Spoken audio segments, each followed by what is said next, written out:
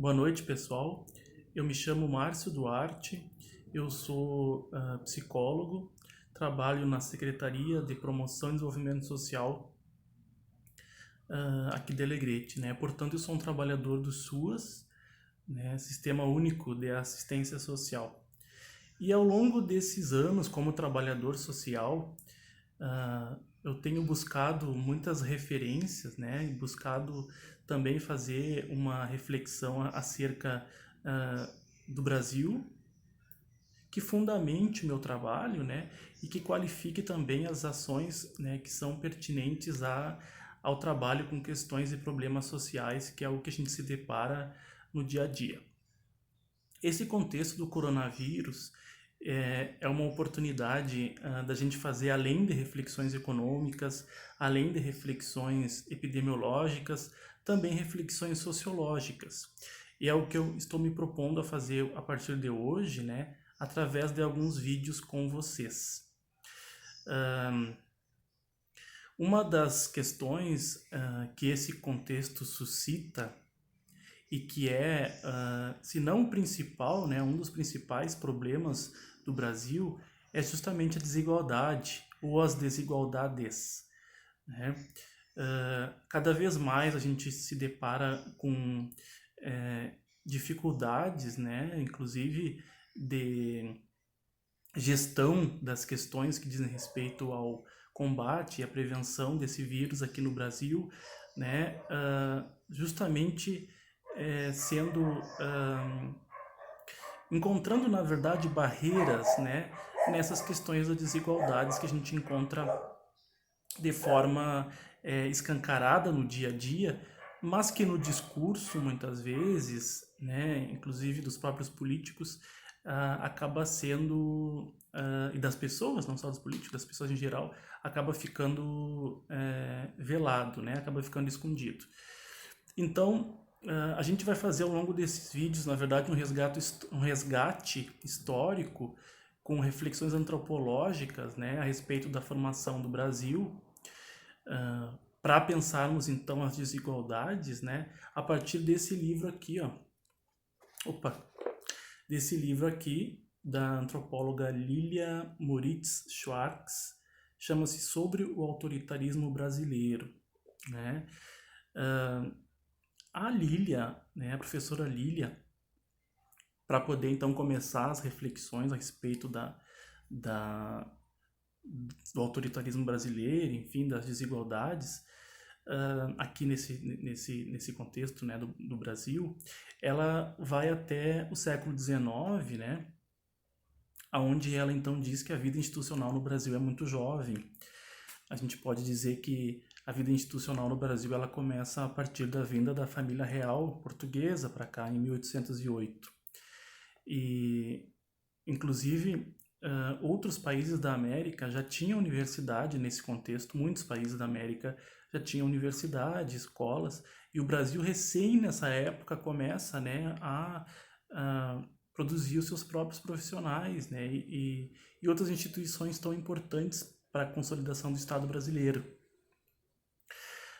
Com a proclamação da independência, em 1822, né, surgem vários problemas, várias questões.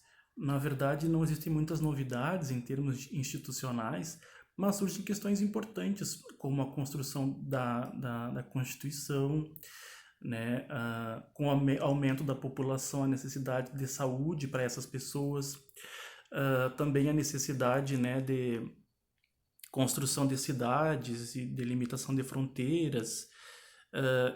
E outra questão de suma importância, né, é que nesse contexto da independência do Brasil, né, e do início do Império, surge a necessidade então de se iniciar a contação, né, da história do Brasil. E aí, em 1838, mais precisamente, é fundado o Instituto Histórico e Geográfico Brasileiro, com essa finalidade, né, de começar a dar conta, então, desse Brasil aí que está engatinhando ainda, né? E o primeiro concurso público que o Instituto Histórico e Geográfico Brasileiro fez já deixa né, explícito esse objetivo através da seguinte questão, né? Como se deve escrever a história do Brasil? Era essa questão que os candidatos deveriam responder nesse concurso. O vencedor foi um naturalista bávaro chamado von Martus. Vocês sabem de que forma o von Martus respondeu a essa questão?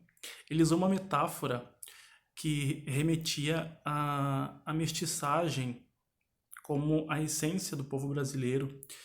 A metáfora dele, então, citava um rio grande e caudaloso, que seria o branco, um rio menor, que seria o indígena, e um rio menor ainda, que seria ah, o povo negro, né?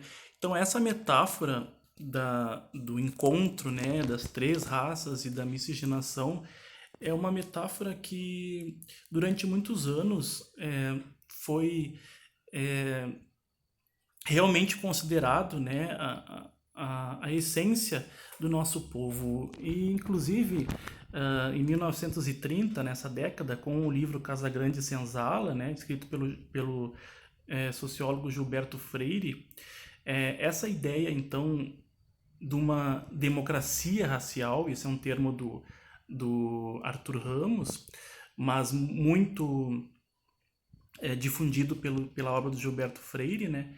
Uh, o Gilberto Freire, então, foi o cara que, né, alavancou, inclusive internacionalmente, essa concepção de que o Brasil seria uma democracia racial. Bom, na década de 1940, então, naquele contexto de Segunda Guerra Mundial, de apartheid na África do Sul, enfim, e outras questões da Guerra Fria também, a Unesco, ao saber, né, dessa democracia racial no Brasil, entendeu como uma boa oportunidade de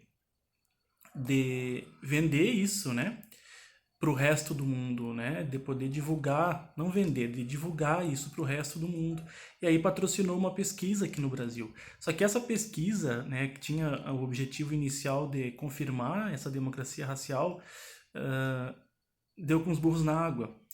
Justamente porque Florestan Fernandes, né, o sociólogo, ele encontrou o contrário. Ele então percebeu, né, que a democracia racial no Brasil é um mito. Ele deparou-se justamente com a questão da desigualdade muito grande, né, entre as raças aqui entre o povo brasileiro. Bem, muitos mitos, diz a Lilian Schwartz, né, foram construídos aqui entre nós. E aí ela usa uma citação do Levi-Strauss, né, justamente para pensar o quanto os mitos eles têm uma função de deixar encobertos os verdadeiros problemas, né? Ela diz o quê? Que o etnólogo Levi-Strauss diz, né, que por tratarem de contradições profundas das sociedades a que dizem respeito, esses mitos eles permanecem vigentes para além dos argumentos racionais ou dos dados e documentos que buscam negá-lo. Afinal, muitas vezes é mais cômodo conviver com uma falsa verdade do que modificar a realidade. Então ela diz então que muitos mitos acabaram sendo construídos a respeito do Brasil, né? E que os principais são o seguinte: o brasileiro ele construiu a ideia, né, de que é um povo pacífico, sem conflitos, que aqui não se leva em consideração hierarquias, quer dizer, nós somos mais no âmbito da formalidade. Também que aqui seria uma democracia plena, não haveriam essas desigualdades, né, e preconceitos e discriminações e intolerâncias.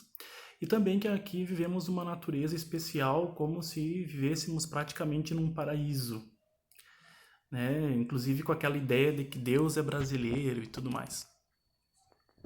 Esses mitos, esses quatro, né, segundo a Lilia Schwartz, servem para encobertar então muitos problemas, né, muitas desigualdades e problemas sociais que nos assolam. Então, a partir de hoje, cada vídeo vai trazer uma questão para vocês, né, baseado num dos capítulos do livro esse que eu mostrei. A gente vai trabalhar aqui pela ordem, né, seguindo a ordem do livro. Escravidão e racismo, mandonismo, patrimonialismo, corrupção, desigualdade social, violência, raça e gênero e intolerância, né? Que são todas chagas que assolam o Brasil, que convergem, né, para a gente poder pensar a formação do autoritarismo, a formação, né, dessas desigualdades e desses problemas que nos atravessam. Então, eu conto com vocês. Quem quiser se somar a essas reflexões, fique à vontade, né? Eu vou trazer mais o conhecimento dos livros, do livro, claro que é a minha interpretação, né? Passa pelo filtro da minha interpretação, e vou me desvincular totalmente de qualquer achismo, que é um dos problemas, né, que a gente tem que combater no dia de hoje, nos dias de hoje.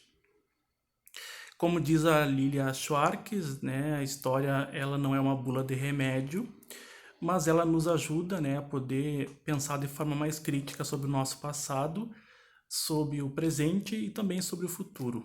E é esse exercício que eu estou propondo para vocês a partir desse vídeo, tá bem? Um abraço, muita saúde, se cuidem e fiquem em casa. Boa noite.